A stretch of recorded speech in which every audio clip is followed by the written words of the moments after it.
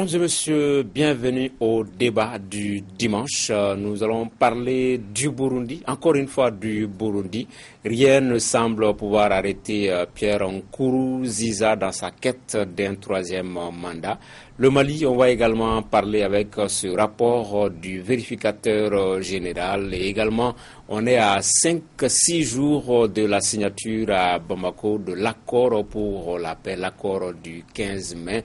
Nous allons en parler avec nos invités. Abdul Karim Kone, il est ingénieur et informaticien vivant au Canada et de passage à Bamako. L'avis des Maliens de la diaspora qui suivent régulièrement cette émission. On va l'entendre au cours de cette émission. Également avec nous, Baba Dakono, juriste chercheur, et Etienne Fakaba Sissoko, économiste, et Serge Daniel, journaliste écrivain. Rien ne semble pouvoir arrêter Pierre Nkurunziza dans sa quête d'un troisième mandat au Burundi. La société civile et l'opposition ont beau protester, la communauté internationale a beau condamner, le président reste sur sa lancée imperturbable. Il a même déposé cette semaine sa candidature. Nous l'écoutons. C'était juste après le dépôt de cette candidature. Même dans certains pays africains où il n'y a aucune sécurité, comme au Nigeria où Boko Haram tue des gens, ils ont tenu des élections.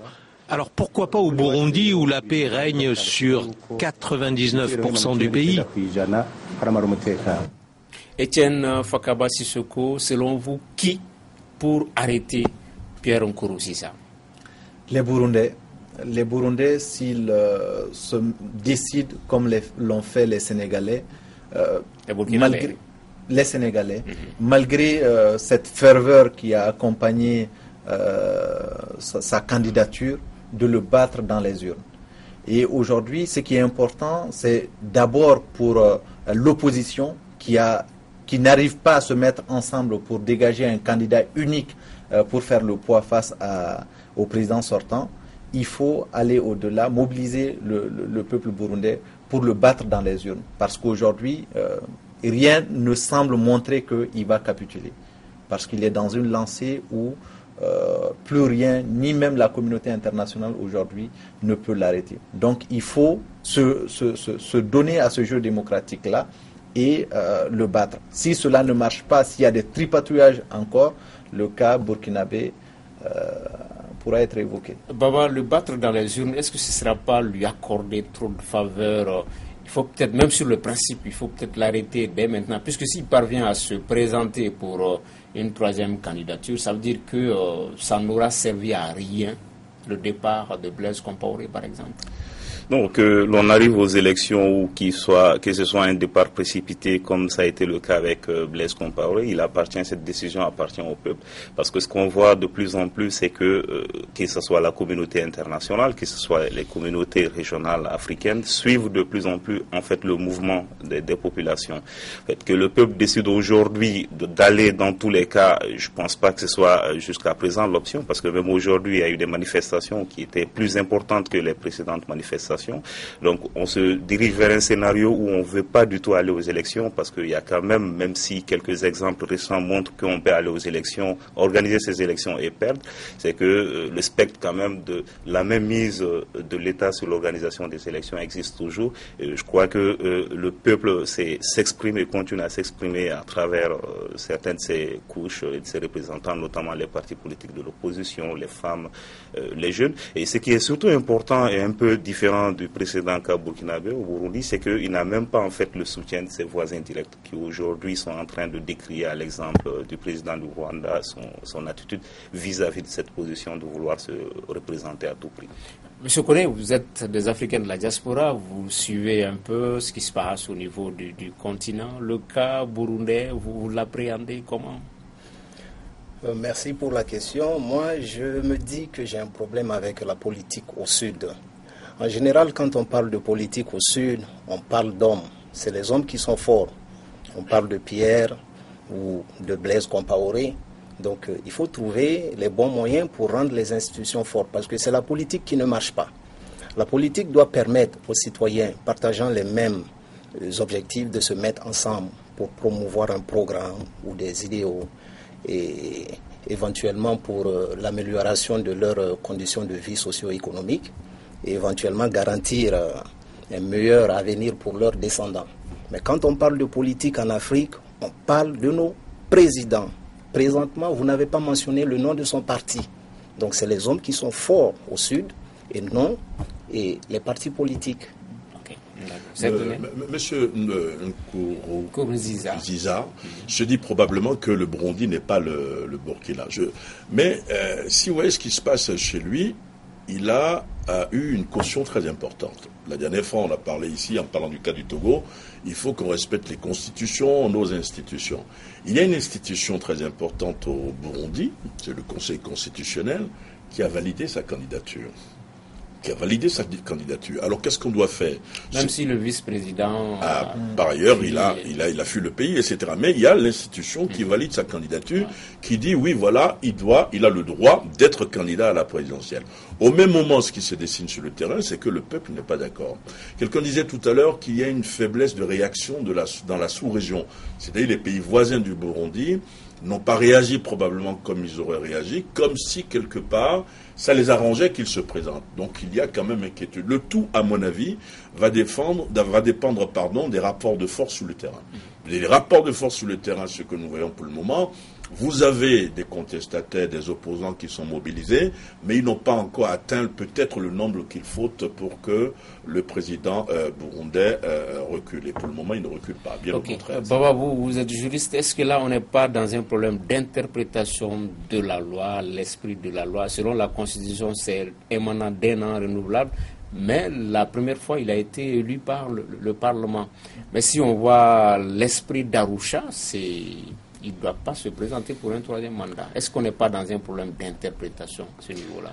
Bon, je pense que l'interprétation, le choix a été laissé au Conseil constitutionnel du pays qui a tranché, et je crois qui normalement a le dernier. Vous savez, j'ai toujours dit ça en fait en Afrique. Il faudrait qu'on s'accorde. Mais le Conseil constitutionnel, souvent en Afrique, on sait comment est-ce qu'ils viennent. C'est la présidence de la République, c'est cette liberté. Il y a souvent un devoir de redevabilité vis-à-vis du pouvoir en place, quand même. Ça, qui ne devrait pas être, en fait. Qui ne devrait pas être. Parce que dans tous les cas, il va falloir qu'au niveau national, on parlait tout de suite d'institutions fortes, d'hommes forts par rapport aux institutions fortes, il va falloir qu'au niveau national, il y ait quand même une instance à qui appartiendrait le dernier mot. Et dans toutes les démocraties modernes actuellement, ce dernier mot généralement appartient à l'instance qui est chargée de valider la conformité de la législation à la Constitution. Et c'est le Conseil constitutionnel qui est, dans la plupart de ces États, garante du fonctionnement régulier des institutions. Donc en fait, c'est quand cette institution tranche, et bon, le débat c'est avant que cette institution tranche, c'est qu'elle produit comme rapport, comme analyse, participe un peu de ce qu'on appelle la littérature juridique en l'améliorant, en l'apportant sa valeur ajoutée et en constituant en fait des principes sur lesquels on se fonde pour les cas qui vont suivre. Mais j'aimerais quand même revenir un peu en arrière pour le principe. En fait, je vois qu'en Afrique, chaque fois quand la question se pose, on a tendance à se focaliser sur la question du mandat présidentiel. Je pense qu'à ce stade, vu ce qui s'est passé au Burkina, au Sénégal et dans les autres pays, et que les chefs d'État s'entêtent, il faut qu'on sache, qu'on se pose, qu'on se dise, en fait, le problème, ce n'est pas qu'un problème de mandat présidentiel. Il y a d'autres problèmes au-delà. Donc, ce sont peut-être des questions de gouvernance, de mauvaise gouvernance, et ce sont des questions de droits humains qu'il faut voir, en fait, au fond, dans l'analyse de ces questions de maintien forcé de ces chefs d'État africains. Koné, vous vouliez ajouter quelque chose? Oui, moi je voulais dire, on parle de constitution. La constitution représente la loi fondamentale d'un pays.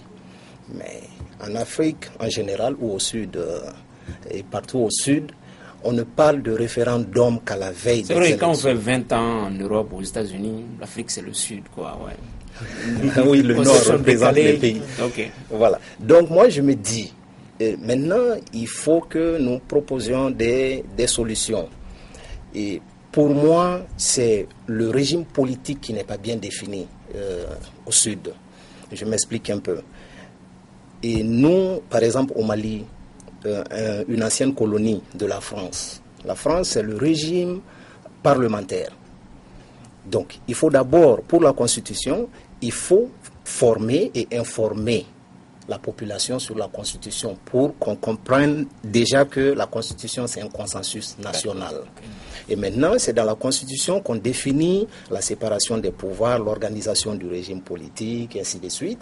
Donc le régime politique, si on opte, par exemple, le Burundi, je ne sais pas, le Burundi a été colonisé par la France, je ne sais pas.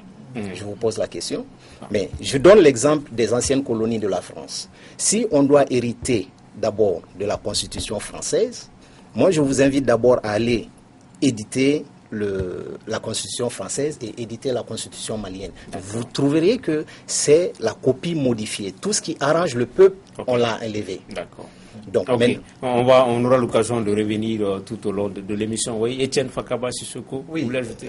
Moi, je voulais dire que au-delà de l'interprétation dont on est en train de faire de cette situation, Baba parlait tout à l'heure de la question de la gouvernance. Un Paul Kagame aujourd'hui, s'il décide de briguer un troisième mandat, ça va faire beaucoup de discussions au sein de la population parce qu'il a un bilan économique, un bilan social extrêmement positif. Mais aujourd'hui, rien en termes de bilan de Pierre Nkurunziza ne peut justifier sa présentation, ni en termes de gouvernance, ni même en termes de crédibilité sur la scène internationale. Donc aujourd'hui, c'est un mépris. Mais là, Etienne, on ne vous suit pas. On ne peut pas être républicain pour le cas permettre à Kagame de violer la Constitution parce qu'il a un bilan et ne pas... C'est le peuple qui détermine aujourd'hui pourquoi on est en train de parler de ça, pourquoi ce n'est pas au cas burkinabé qu'on est en train d'assister, simplement parce que la mobilisation de l'opposition n'est pas suffisamment forte pour créer une insurrection populaire. Si la majeure partie de la population, comme c'était le cas au Burkina Faso, était effectivement contre et décidée à faire barrage à cette aventure de Pierre Nkurunziza, on n'allait pas assister à cela. C'est pourquoi je dis, le fait qu'il n'y ait pas de poids réel sur le terrain pour le faire tomber, le fait que la Cour constitutionnelle, qui est quand même une institution de la République garante de la Constitution, ait reconnu qu'il pouvait se présenter, on peut dire elle est à la solde du pouvoir ou pas, mais en tout cas c'est une institution aujourd'hui qui reconnaît cela. Quelle est l'autre alternative qui reste? C'est d'aller aux élections et de le battre à plat de couture. Oui. Et c'est le peuple qui peut faire cela. Vous voyez bien pourquoi je vous ai toujours dit qu'Étienne est un idéologue. C'est-à-dire que quand ça l'arrange, il faut le faire. Quand ça ne l'arrange pas, il ne faut pas le faire. C'est-à-dire que la loi n'est pas la même pour tout le monde. Alors quant à l'ami qui vient du Nord, qui nous traite de gens du Sud, je vais vous dire, il y a plusieurs Suds. Donc je pense qu'il ne faut pas voir le corpus politique du Sud en termes de Sud et du Nord. Moi je suis un peu vexé quand on vous dit les pays du Sud, comme si vous n'étiez pas membre si n'étiez pas issu du Sud. Ce que je veux dire, c'est le cas du Burundi, et j'en aurais terminé, c'est que le tout va dépendre des rapports de force sur le terrain. Si les manifestations prennent de l'ampleur, je crois qu'il va reculer. Si les manifestations ne prennent pas de l'ampleur, il faut s'attendre à ce qu'ils deviennent candidats à la présidence de la République. Okay. Un dernier mot là-dessus. C'est dont parlait Etienne Baba. Est-ce que ce n'est pas une question de légalité et de légitimité? Quelque chose peut être légal, mais être honni par le peuple. Est-ce que ça ne pose pas ce problème-là? La légalité et la légitimité. Non, vous savez, même si on ne peut pas dire que certains chefs d'État soient des lumières, mais souvent ils font des discussions super intéressantes. Par exemple, quand un chef d'État veut se maintenir au pouvoir, le fait qu'il avance l'argument que la démocratie, c'est d'abord fondamentalement donner le choix au peuple. C'est-à-dire, en fait, ce débat, je crois que toutes les démocraties l'ont mené quand il s'agit de verrouiller la Constitution ou pas, à savoir, est-ce qu'il faut limiter, en fait, parce que limiter la candidature de quelqu'un au poste présidentielle, c'est quand même ne plus donner le choix au peuple par rapport à cette personne. Donc, toutes les fois où on a fait cette discussion, on est quand même venu à la conclusion, oui, c'est un choix, mais c'est un choix nécessaire, en fait, pour le poids de la démocratie, pour que le principe d'alternance, à l'opposé de ce que Etienne pense, le principe d'alternance qui garantit la vitalité, en fait, d'une démocratie, quel que soit ce par quoi le maintien au pouvoir est soutenu. Moi, je suis tout à fait d'accord avec vous quand vous dites que c'est un problème de légalité et de légitimité. L'égalité, aujourd'hui, ça ne fait l'objet d'aucun doute, puisque la Cour constitutionnelle a validé sa candidature. Et légitimité, c'est le peuple qui détermine la légitimité d'une action. Je parlais de légalité et légitimité par rapport à Kagame. On aime bien Kagame, il a travaillé, il semble avoir une légitimité auprès du peuple, mais d'un point de vue légal, constitutionnel, à la fin de son mandat, il doit partir. Quoi qu'on l'aime bien. C'est le cas également dans le cas burundais. C'est une question de légitimité et seul le peuple aujourd'hui lui confère cette légitimité-là. Et Kagame n'est pas, même si c'est moi qui ai pris l'exemple, ce n'est pas exactement le même cas puisque c'est 2 élections successives qui ont porté Kagame au pouvoir, ce qui n'est pas le cas de ce dernier. Donc il y a une question d'interprétation qui rentre en compte. Mais à la fin de son mandat, il doit partir, même si vous l'aimez. Oui, bien sûr. Il doit partir à la fin de son mandat. Bien sûr qu'il doit partir. Et le connaissant, je sais qu'il va partir parce que c'est quelqu'un qui défend des principes de démocratie, il y a une mobilisation forte aujourd'hui qui est en train de se créer autour de lui pour le pousser justement à se présenter. Mais je sais qu'il aime son peuple, il aime son pays et il partira. Mais attention, par rapport à la mobilisation, il y a un chef d'État ouest-africain au début des années 90 qui a fait le même jeu de mobilisation où ce sont les populations qui ont même pleuré en fait pour demander qu'ils se maintiennent. Il y en a même qui ont menacé de suicide. Tu veux parler de ATT? Non, pas ATT. Pourquoi ces problèmes n'arrivent que généralement dans les pays francophones? Dans les pays anglophones, il n'y a pas souvent cette question de tripatouage, des constitutions. Vous l'appréhendez comment? Suivez un peu ça. Bon, j'aime pas beaucoup cette comparaison. Bon, c'est un fait. Il préfère parler du Sud, lui. C'est un fait. Je pense que Serge a un problème avec... C'est un fait. Non, mais moi je dirais plutôt, on doit maintenant penser à résoudre durablement ces problèmes-là. D'abord, en donnant un cours, s'il le faut, en politique, que les gens comprennent la politique. Et c'est le choix constitutionnel qui permet à la société civile de s'approprier réellement du pouvoir. C'est ça qui fait défaut en Afrique. Si on prend, je reviens toujours sur mon régime politique, si on a le régime parlementaire, très rapidement, dans le régime parlementaire, c'est fondé sur la séparation souple des 3 pouvoirs. Le gouvernement qui représente et qui incarne l'exécutif est politiquement responsable devant le Parlement. Donc, qu'est-ce qui arrive en Afrique? C'est-à-dire, on n'arrive pas à faire... Est-ce qu'on est dans un régime présidentiel ou parlementaire? Comme vous me faites signe, j'arrive pas à aller... Non, c'était par rapport à la table. Le micro est sensible. C'était surtout par rapport à la table. Par rapport à l'Afrique francophone et anglophone, je voulais tenter une explication. Vous savez que les économistes disaient à l'époque qu'il y a eu une différence en termes de développement entre l'Afrique anglophone et l'Afrique francophone, parce que en Afrique anglophone, les spécialistes ont estimé que pour qu'il y ait un État, il faut qu'il y ait une économie. Que s'il n'y a pas d'économie, il n'y a pas d'État. Alors qu'en Afrique francophone, ça a été le contraire. On a dit, pour qu'il y ait un pays, il faut qu'il y ait un gouvernement, il faut qu'il y ait des institutions. Là où nous avons échoué probablement, c'est dans le domaine du civisme. Moi, j'ai l'impression, moi qui voyage, qui m'arrive de voyager, j'ai l'impression que dans les pays anglophones, ils ont plus le sens du civisme que nous. C'est vrai que si vous prenez le Nigeria, c'est la grande pagaille, etc., on peut le dire, mais il y a un sens de civisme qu'ils ont que nous n'avons pas. Peut-être que cela joue là-dessus. Ensuite, il y a le fait colonial. Lorsque vous avez un dirigeant d'un pays d'Afrique francophone qui prend ses vacances, généralement, il veut aller où? Il veut aller... comme les idéologues, il veut aller en France. Parce qu'ils ont été colonisés par la France. Alors que les anglophones, il peut aller dans son champ, il peut rester au sud. C'est peut-être une explication. Ce civisme dont tu parles, c'est certainement dû au fait que nous avons été colonisés par la France et que la France, par nature, n'a pas su inculquer ces valeurs-là, contrairement aux pays anglophones. Et aujourd'hui, tu peux t'en vouloir.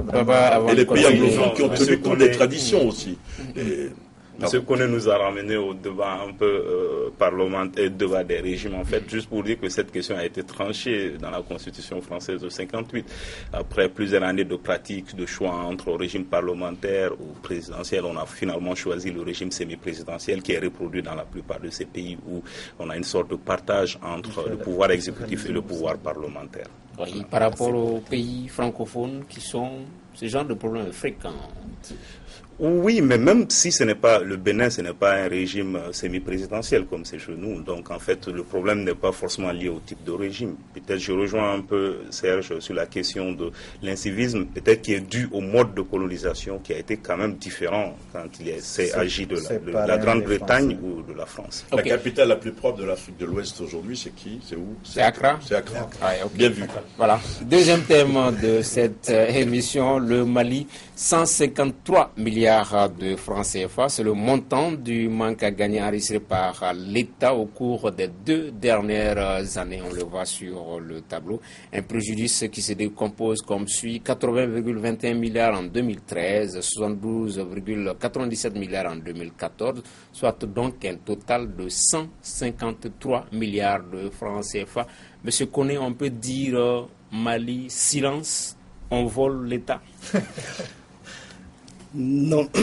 À mon avis, moi je pense que cette situation c'est comme une marmite sur le feu, l'eau bout, et à chaque fois que l'eau bout, on vient mettre un peu d'eau froide et on ne cherche pas à résoudre ce problème parce que, en mon humble avis, depuis qu'on a créé le bureau du vérificateur général, il y a un rapport chaque fin d'année, moi je pense. Donc ça c'est pas ni le premier, ni le deuxième, ni le troisième rapport. Le bureau existe depuis bientôt une dizaine d'années, je pense. Donc, à chaque fois, c'est le même problème. Pour moi, je propose une solution. C'est-à-dire, il faut une campagne d'information pour que le peuple sache que tous les biens de l'État appartiennent à tous les citoyens à part égale. Mais depuis qu'on est enfant, il y a des campagnes de sensibilisation depuis très très longtemps. Non, ça c'est par exemple, je rejoins un peu Serge dans ça, le civisme. Si nous contribuons par l'œuvre commune en payant la taxe, donc on est contribuable, donc on saura que l'argent dépensé nous appartient. Donc maintenant, chacun va se mettre à veiller sur le bien commun. Donc, nous ne payons pas de taxes, en général. Donc, vraiment, nous nous sentirons... Le citoyen malien, le citoyen lambda, pense que c'est l'argent dépensé de l'État. Donc, ce n'est pas son argent, alors que c'est tout à fait le contraire. Quand un État dépense de l'argent, cela représente une dépense pour tous les citoyens à part égale. Donc, quand un État contracte une dette, comme quand le FMI nous donne de l'argent, il faut dire aux citoyens que c'est tous les Maliens qui sont endettés à part égale. Donc, à partir de là, nous allons commencer à veiller sur la chose publique. Ok, d'accord. Baba, 153 milliards en 2 ans, c'est énorme quand même. C'est énorme. Et déjà dire à M. Koné que ça va être de plus en plus difficile de dire aux gens de continuer à payer les taxes et les impôts quand on sait que bon, les 153 milliards, c'est pas quand même ceux qui payent les taxes au niveau des 80% qui vivent dans un état de précarité qui les ont détournés. On sait, ça a été détourné à quel niveau. Donc s'il faut payer les taxes pour que ça continue à être détourné, ça va pas passer du tout. Donc pour que les gens prennent conscience de l'importance des taxes, il y a quand même un devoir au niveau des gouvernants de s'assumer et d'assurer une gestion saine et transparente des ressources. Et c'est là qu'on se rend compte qu'en fait, l'élection du président de la République, Ibrahim Boubacar Keïta, c'est comme aujourd'hui un rendez-vous manqué. Et toutes les leçons doivent être tirées de ça, les leçons au niveau de deux personnes, au niveau des politiques et au niveau aussi des peuples. Pour les politiques, savoir qu'en fait, l'exercice du pouvoir et la gestion du pouvoir, c'est différent. Quand on veut aspirer à la gestion du pouvoir, il ne faut pas se cantonner dans l'exercice du pouvoir. Parce que si on fait le rapport entre les discours musclés, l'image d'homme d'État, d'homme de poing du président de la République qui a dominé la campagne présidentielle, et tous ces manquements, parce qu'aujourd'hui, ce que le vérificateur général a produit dans son rapport n'est qu'en fait un autre scandale qui vient encore abonder dans le sens des scandales qui ont existé précédemment. Vous vous souvenez de l'achat de l'avion présidentiel, du contrat d'armement. En fait, 2014-2015, bien avant 2013, ce sont que de scandale en scandale. Donc, ça prouve que entre le discours musclé et la pratique, il y a un grand fossé. Etienne, sur le rapport... rapport... C'est pas que ça étonne le déphasage entre le discours musclé et l'acte. C'était prévisible. Après 20 années d'exercice de pouvoir par Ibeka et le président Ibeka. Moi, je voulais donner 3 précisions. Première précision, c'est que ce n'est pas de l'argent uniquement volé, les 153 milliards. C'est d'une part de l'argent volé, mais d'autre part le fruit d'une mauvaise gestion. Donc ça pose. C'est un manque à gagner. C'est un manque à gagner. Donc ça pose deux problèmes, moi à mon avis. Ça confirme que le Mali est un pays mal géré. Ça prouve également que aujourd'hui, il n'y a pas une volonté politique et réelle de faire du Mali un modèle de gouvernance. Et deuxième élément, c'est que ce n'est qu'une infime partie des administrations qui ont été contrôlées. Et c'est ça qui produit ce résultat-là. Si vous divisez les administrations par 3, ce n'est qu'un tiers qui a pu être contrôlé et a produit ce résultat. Donc, moi, ça fait que je me pose aujourd'hui des questions sur l'essence même du bureau du vérificateur qui aujourd'hui produit chaque année, on est au 5e rapport, et qu'il n'y a rien. On va parler également des solutions, des perspectives, qu'est-ce qui doit être fait au niveau du bureau, mais peut-être on s'en tient au constat pour l'instant. Le constat, comme je l'ai dit, c'est deux niveaux. Mali, pays de mauvaise gouvernance, manque de volonté politique de faire du Mali un pays de gouvernance, et aussi la nécessité de revoir le fonctionnement du bureau du vérificateur et de voir concrètement qu'est-ce qu'on fait de ces rapports. Oui, Serge. Moi, quand vous lisez le rapport, il y a quelque chose qui frappe par rapport au rapport précédent. Ce qui frappe dans ce rapport, c'est que la délinquance, la corruption, la délinquance financière, la mauvaise gouvernance prennent d'autres formes au Mali. C'est-à-dire que ceux qui ont envie de mettre de l'argent de côté font tout, ils imaginent tout pour mettre de l'argent de côté. Il y a une nouvelle astuce quand vous lisez le rapport, c'est que, par exemple, dans un service, on décide d'acheter une machine neuve. La machine neuve coûte 10 millions de francs CFA. Ce que font certains aujourd'hui, quand on lit le rapport, c'est qu'au lieu d'aller acheter, on sort de l'argent pour acheter la machine neuve de 10 000, ils vont prendre une machine qui coûte 500 000 francs CFA. Donc la différence, c'est-à-dire 9 500 000, ils en pensent ça, mais c'est quand même assez grave. Ça, c'est le meilleur. Ça, c'est très grave. Vous avez une autre forme de détournement, j'en aurais terminé, ça c'est un constat, c'est l'histoire des fausses factures. Vous avez des sociétés fictives, c'est-à-dire des sociétés, des fiduciaires, des sociétés écrans qui n'ont quasiment jamais existé, qu'on crée pour organiser un détournement. C'est quand même extraordinaire. Ok.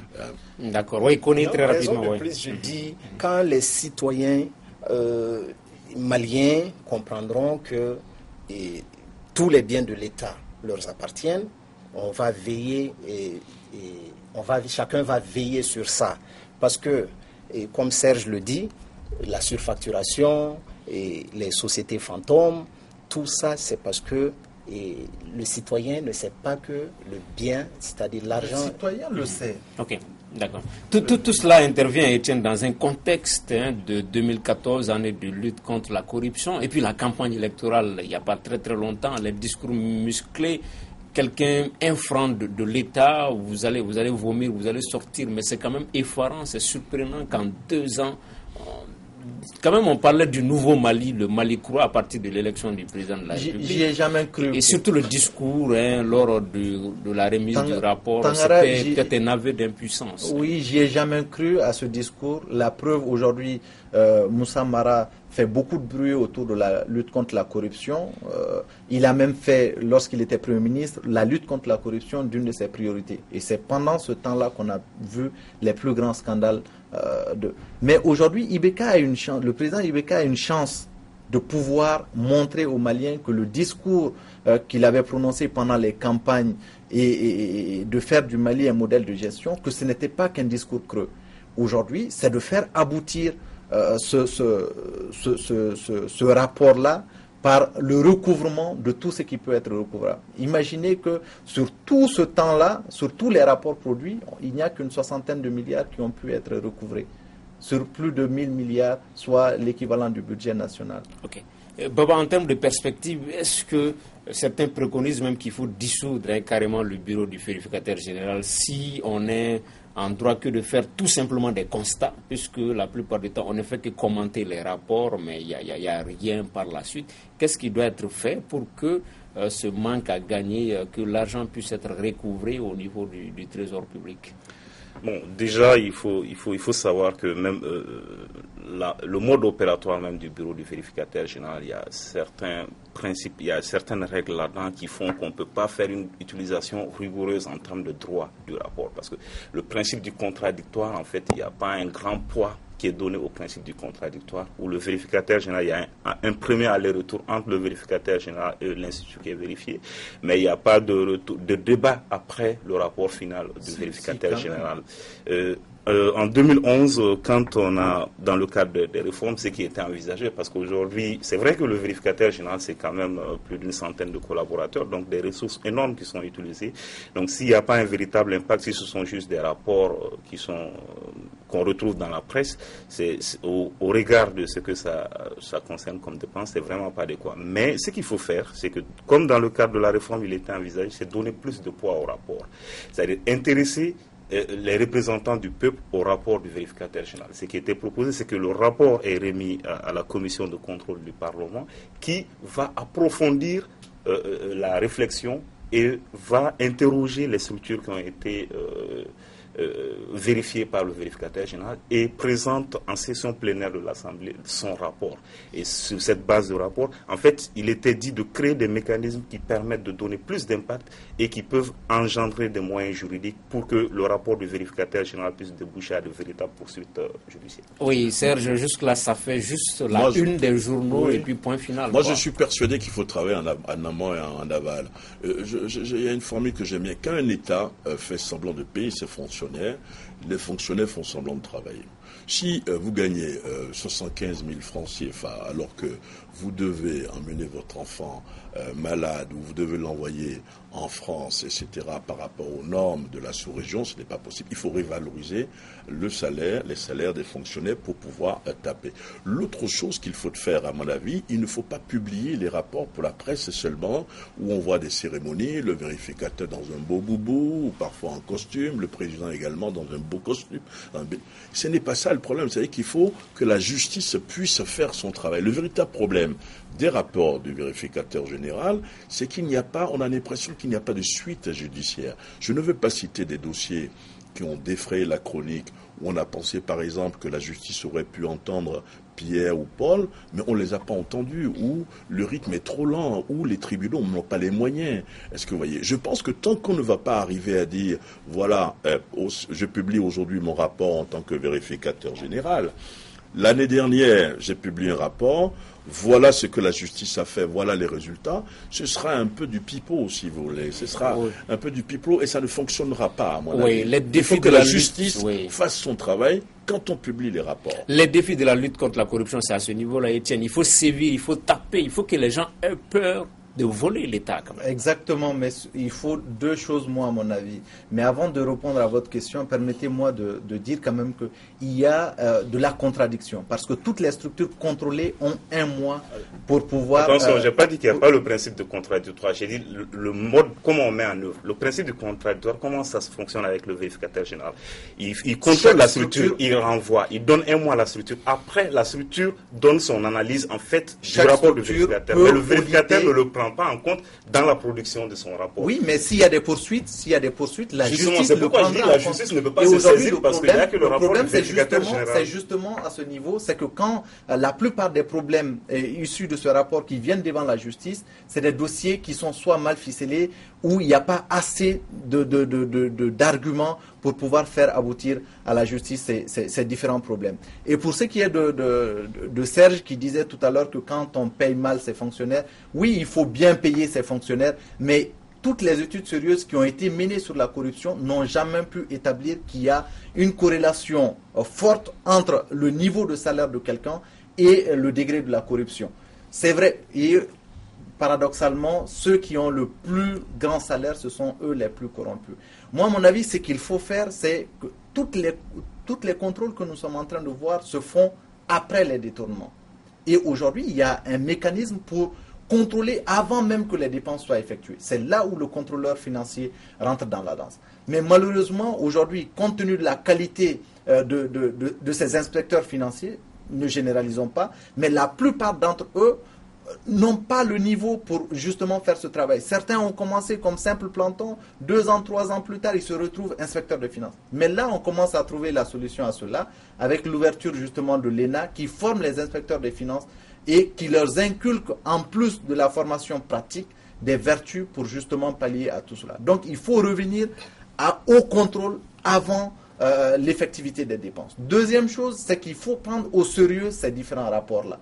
Et mettre même à la disposition du bureau du vérificateur, je ne sais pas juridiquement comment cela peut se faire, mais en tout cas, qu'il puisse faire les instructions, qu'il puisse juger les personnes qui ont été incriminées dans cela. Il faut chercher, les juristes ont du pain sur la planche, ils peuvent chercher un mécanisme pour justement mettre en place ce mécanisme. Mais il faut que ces gens-là payent, parce que quiconque bouffe le denier de l'État, bouffe le sang du peuple malien, il faut qu'il y ait rembourse. Mais est-ce qu'on a besoin d'un autre mécanisme, hein? Le président de la République, il est le premier magistrat, il peut donner les dossiers au niveau il y a la volonté pénal politique, et tout, mais tout. cette volonté c'est politique... la question que je voulais poser à M. Koné. Vous avez parlé de marmite. Qu'est-ce qu'on peut faire pour que cette marmite-là ne puisse pas bouillir? Est-ce qu'il faut retirer carrément le bois, le feu, pour que... votre solution, c'est quoi? La solution, je rejoins un peu Étienne quand il dit qu'il y a un système déjà opérationnel qui peut... C'est-à-dire qu'il ne faut pas toujours jouer aux pompiers. Si on peut vérifier en amont, ça va vraiment réduire la corruption. C'est-à-dire, l'État, en général, au Mali, c'est le plus grand acheteur de tout, hein, de tout. Bon, je rejoins Serge. Et quand il dit qu'il faut rehausser le salaire des fonctionnaires, mais moi je trouve que c'est dans les bons d'essence, les primes non méritées qui sont incontrôlées. Donc il faut amener le débat et les dépenses publiques au cœur des débats politiques. Donc à chaque fois qu'on parle de politique, c'est-à-dire si on veut suivre un homme politique ou un parti politique, il faut qu'il propose des solutions. Comment mettre mais justement, il y a 2 ans, des solutions ont été proposées, des slogans ont été... Les 2 ans après... Les structures de contrôle dont vous parlez sont très importantes, à mon avis. Aujourd'hui, dans la CMDT, ça commence à crier. Il faut voir, est-ce qu'effectivement, il y a des recrutements anarchiques? Est-ce qu'effectivement, actuellement, à la CMDT, la Compagnie malienne de développement textile, il y a des marchés frauduleux ou pas? Mais quand on entend effectivement un son de cloche comme ça, il faut qu'à l'interne, il puisse effectivement avoir une structure de contrôle tout de suite pour exercer les contrôles qu'il faut immédiatement, au lieu d'attendre effectivement un rapport du vérificateur. Donc je pense que vous avez raison de proposer cela. Ces structures existent, mais elles ne sont pas, à mon avis, efficaces. Baba, que faire? Est-ce qu'il faut rattacher au BVG une structure judiciaire, juridique, ou bien peut-être laisser la latitude au président de la République en tant que premier magistrat d'apporter ces dossiers au niveau de la justice? Puisque c'est blasant, on connaît qui a détourné, qui a fait ceci dans les rapports, mais rien n'est fait, les personnes ne sont pas poursuivies. Justement, je pense qu'on ne peut pas laisser la latitude au président de la République, ou ni à l'exécutif d'ailleurs, puisque généralement ceux qui sont cités dans le rapport, c'est l'exécutif sous la direction d'un Premier ministre qui est aussi lié au président de la République. Ce que j'ai dit au début de mon propos, c'est créer un lien entre le bureau du vérificateur général et la commission de contrôle du Parlement, qui aura toute latitude en fait d'engager à partir en fait eux, non seulement au niveau de la connaissance, parce que cette commission de contrôle du Parlement va avancer en fait sur les investigations, parce que c'est son rôle de contrôle. Donc le vérificateur sera comme une institution qui va lui donner des pistes en fait de contrôle,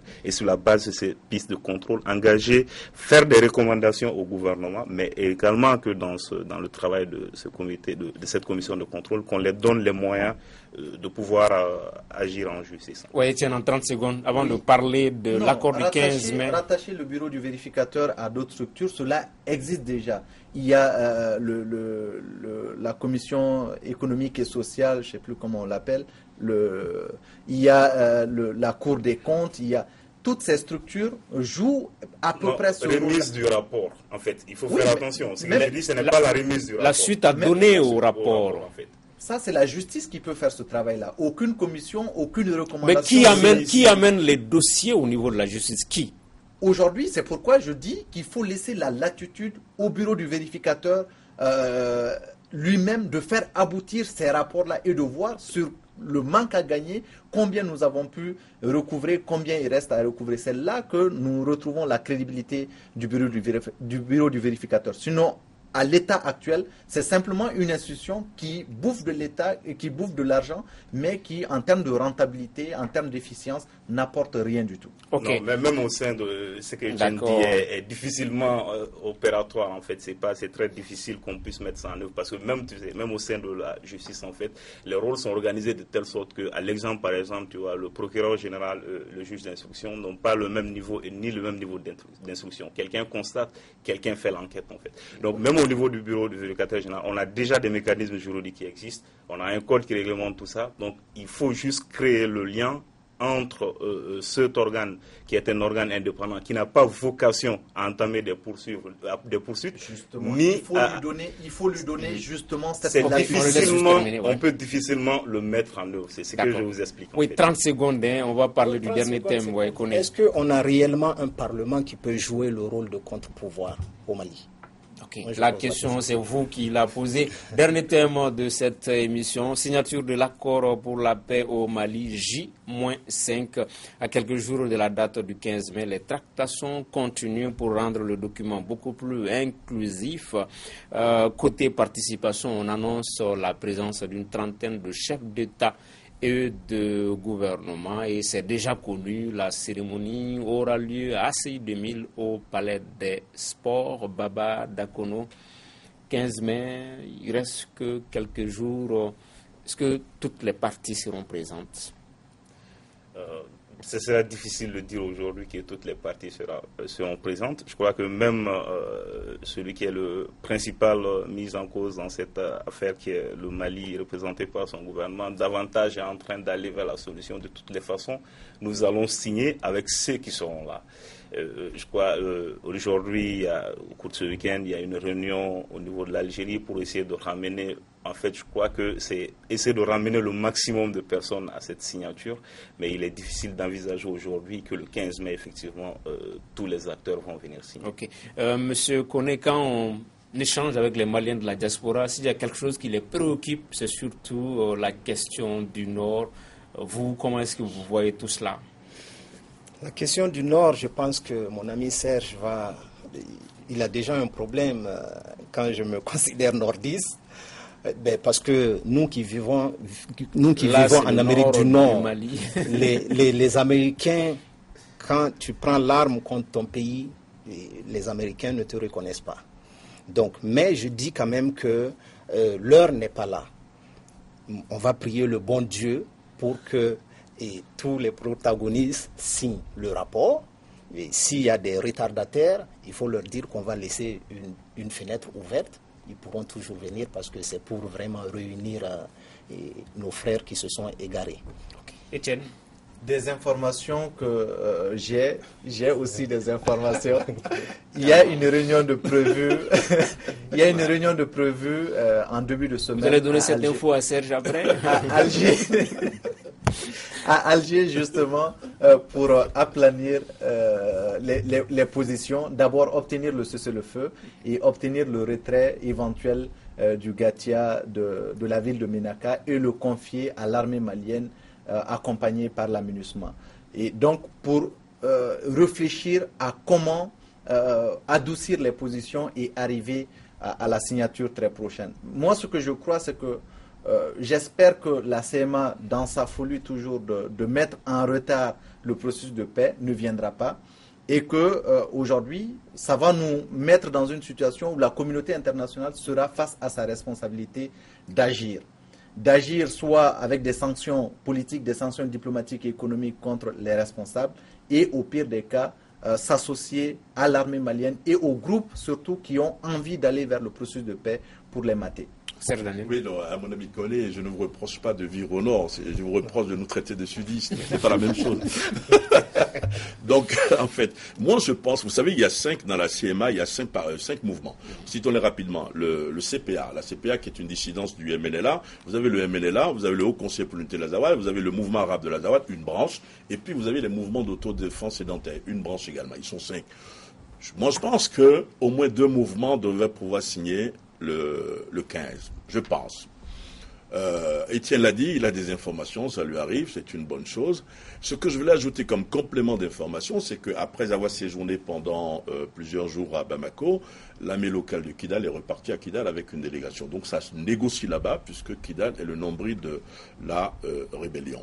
Vous avez ceux qui disent, non, mais si tout le monde ne signe pas, ce n'est pas intéressant, je ne partage pas ce point de vue. C'est-à-dire que vous avez une locomotive, lorsque la locomotive démarre, vous avez des gares, vous avez des wagons, mais il faut que, à mon avis, il y ait un signal que le 15, il puisse avoir quelque chose.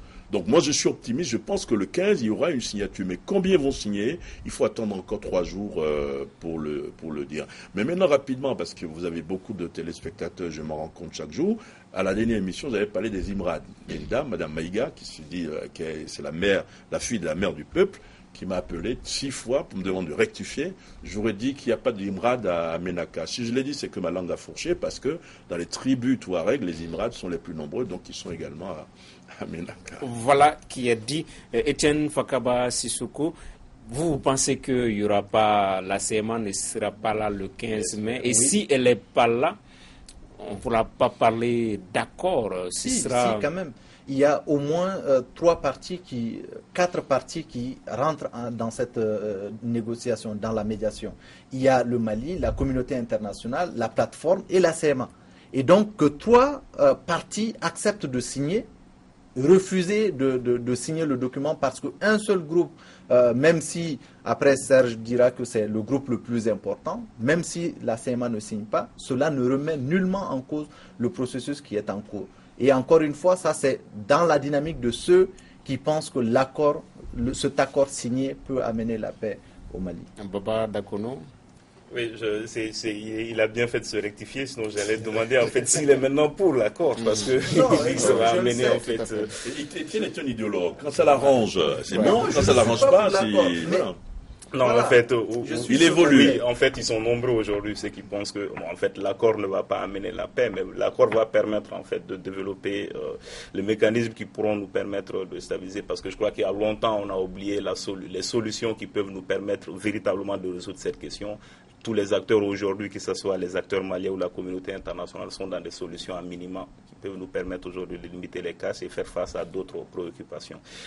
Je reste sur mon propos que peut-être on sera davantage édifié dans les prochains jours, mais ce qui est sûr au sein de la coordination, c'est qu'il y a des différences, des clivages internes qui sont en train d'émerger au fur et à mesure et qui laissent présager qu'ils ne seront pas tous là pour signer cet accord, en tout cas pas le 15 mai.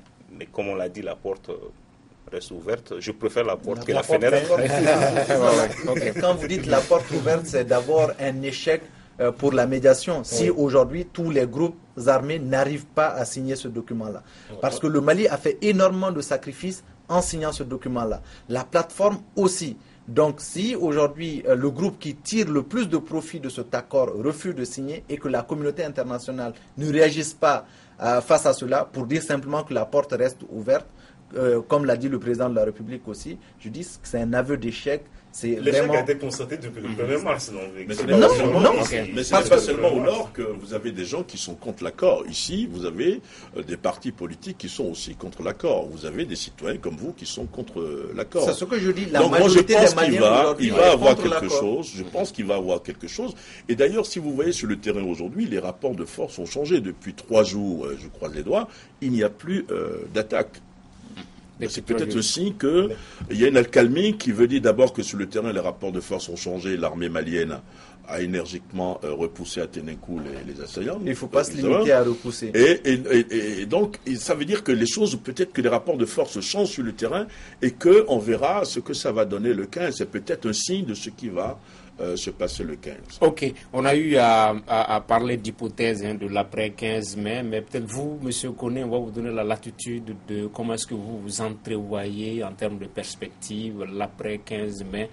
Vous avez parlé de l'exemple des Amériques où quand on prend les armes contre son pays, on est banni, on est régné. L'après 15 mai, vous y croyez? La paix définitive? Moi, j'y crois. J'y crois fermement parce que c'est mon souhait le plus ardent. Et je me dis, contre ou pour l'accord, ça va nous permettre d'avancer. L'heure n'est pas de... Moi, je reste au milieu et je souhaite vraiment que chacun signe l'accord et que nous avançons. Parce que même dans l'accord, il y a beaucoup de choses à dire. Il y a la régionalisation. Exactement. Même si on signe l'accord, on va arriver à la phase d'application. Et c'est là où le bas blesse. Parce que l'applicabilité de cet accord, encore une fois de plus, moi, me laisse perplexe. Et également en termes d'applicabilité aussi, Baba, il y a certains engagements qui vont demander peut-être une retouche de la Constitution. Une deuxième chambre, par exemple. Bon, la question de la deuxième chambre est antérieure en fait à la question de l'accord. Nous sommes dans ce débat depuis 2010-2011 déjà, où la nécessité de... Nous sommes dans le même débat depuis 2010-2011 où il est question en fait de créer... Dans la nouvelle Sénat, il va y avoir plus de représentativité. Ok, on lui laisse la latitude. Merci Etienne. Comme Etienne semble connaître mieux la configuration de ce qui était prévu en décembre 2011 que moi, donc je vais le laisser peut-être continuer. Non, terminer rapidement. Non, en fait, quelle que soit en fait la configuration que cela va prendre, le débat existait déjà. Une chose, soit on veut aller véritablement vers la décentralisation et donner plus d'impact aux collectivités territoriales, soit on ne veut pas. Et c'est dans ce cadre que ça avait été envisagé. Mais là où je suis d'accord, c'est que le plus difficile va commencer après la signature de l'accord, parce que ce qui est prévu, ce sont des solutions. La question même de la révision de la Constitution, au-delà de la question de l'accord, elle est là et la nécessité a été ressortie depuis 2000 et ça fait plus de 15 ans qu'on essaie de révisiter cette Constitution, on n'y parvient pas. Peut-être c'est la bonne occasion cette fois-ci et que le président, au-delà de la révision de la Constitution, lance toutes les réformes aujourd'hui qui sont essentielles à la survie même de l'État du Mali. Ok, donc Serge, que les Maliens ne se méprennent pas, le 15 mai, ce sera la signature d'un accord pour la paix et non d'un accord de paix. Oui, si vous voulez un jeu de mots, mais disons clairement les choses. C'est-à-dire que le 15 mai, à mon avis, ça va être le début de quelque chose. Ça veut dire que vous allez avoir des groupes armés, vous allez avoir des représentants de la communauté internationale, et c'est important cette fois-ci pour la signature de l'accord, contrairement aux autres accords que nous avons connus dans le nord du Mali. Ça va être le début de quelque chose parce que, au même moment, vous allez voir, j'espère, même si je n'ai pas totalement le sentiment, que le Mali et que la communauté internationale vont se mobiliser pour que le bilan chiffré, c'est-à-dire que économiquement, vous avez vu le chronogramme de tout ce qui va se passer en termes de développement économique des régions du Nord, des régions du Sud, de tout le Mali, que enfin ça puisse se mettre en place. Je pense que si demain il y a la signature d'un accord et qu'il y a un coup de feu quelque part dans le nord du Mali ou sur le territoire national, on pourra plus facilement indiquer le responsable. Mais si un accord ne veut pas dire le retour total à la paix. Ok. Cela soit clair, le 15 mai, donc, ce sera un accord pour la paix et non un accord de paix. Ceci met fin à notre émission débat du dimanche d'aujourd'hui. Merci de l'avoir suivi. Nos invités étaient Abdul Karim Kone, ingénieur informaticien qui nous vient du Nord. Voilà. Au cours de cette émission, il a apporté le regard de la diaspora. Monsieur Kone qui a publié un livre Péréquation Nord-Sud. Nous aurons l'occasion de le recevoir sur d'autres plateaux Africa Télévision. Avec nous également sur le plateau Baba Dakono, juriste chercheur, et Etienne Fakaba Sissoko, économiste, et Serge Daniel, journaliste, écrivain du Sud. Merci de l'avoir suivi. À dimanche prochain pour un autre débat.